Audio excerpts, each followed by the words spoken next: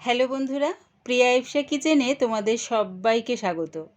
আজকে তোমাদের সাথে শেয়ার করলাম বাচ্চাদের টিফিনের জন্য প্যানকেকের একটা রেসিপি। এগ ছাড়া ব্যানানা প্যানকেক আমি কিভাবে বাড়িতে তৈরি করি সেটাই তোমাদের সাথে ভিডিওর মাধ্যমে শেয়ার করলাম। রেসিপিটা ভালো লাগলে প্লিজ আমার চ্যানেলটিকে লাইক ও সাবস্ক্রাইব করে দিও। ব্যানানা প্যানকেক করার জন্যে আমি এখানে সিঙ্গাপুরি কলা ব্যবহার করেছি।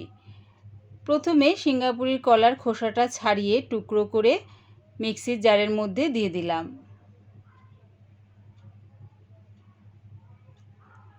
এবার এর মধ্যে দিলাম 1 কাপ আটা। তোমরা চাইলে আটার পরিবর্তে ময়দা দিয়েও করতে পারো। দিলাম 2 চামচ চিনি। কলা এমনিই খুব মিষ্টি হয়, তাই তোমাদের স্বাদ অনুযায়ী এখানে চিনিটা ব্যবহার করো। দিলাম 1 চামচ ভ্যানিলা এসেন্স। আর যে কাপের মাপ অনুযায়ী আমি আটা নিয়েছিলাম সেই কাপের মাপ অনুযায়ী আমি দুধ দিয়ে দিলাম। এবারে সব কিছু একসাথে ব্লেন্ড করে নিলাম। দেখো একদম স্মুথ একটা ব্যাটার আমার তৈরি হয়ে গেছে।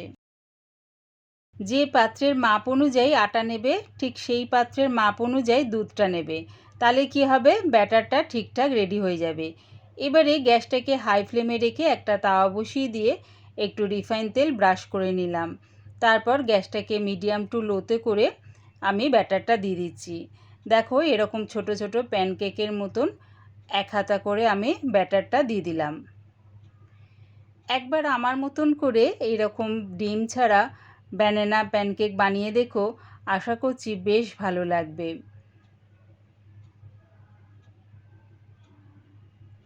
যখন দেখবে এই ওপরের দিকটা শুকিয়ে গেছে বা এরকম ছিদ্র ছিদ্র হয়ে গেছে, তার মানে নিচেরটা ভাজা হয়ে গেছে। এবারে আমি এটাকে উল্টিয়ে দিচ্ছি।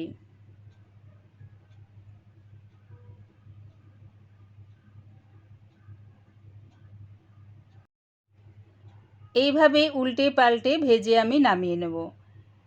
একবার আমার মতন করে এই ব্যানানা প্যানকেক বানিয়ে দেখো, কেমন হয়েছে কমেন্টের মাধ্যমে জানিও। দেখো ব্যানানা প্যানকেকটা আমার ভাজা হয়ে গেছে। এবারে এটা নামিয়ে নিলাম।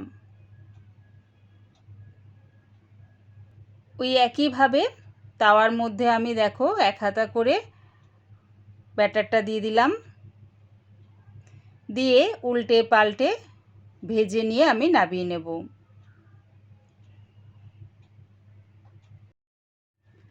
দেখো দুদিকটা সুন্দর করে ভাজা হয়ে গেছে। এবার এগুলো নামিয়ে নিলাম। আমার এই ব্যানানা প্যানকেকের রেসিপিটা পুরো দেখার জন্যে প্রিয়া ইপসা কিচেনের থেকে তোমাদের সবাইকে অনেক ভালোবাসা রইল। রেসিপিটা ভালো লাগলে প্লিজ আমার চ্যানেলটিকে সাবস্ক্রাইব করে দিও।